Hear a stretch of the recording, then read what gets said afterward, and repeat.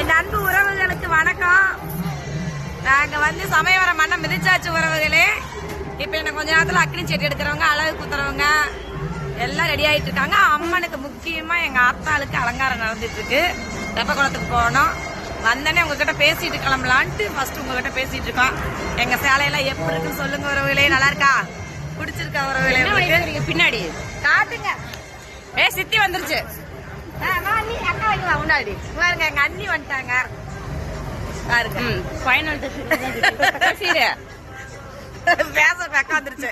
சரி உறவுகளே, இனிமேல் அக்னி சட்டியும் அழகு குத்துறது இதெல்லாம் உங்களுக்கு அழகா நான் உங்களுக்கு காட்டுறேன். உங்களுக்காண்டி நான் சேர்த்து வேண்டிட்டு வரேன்.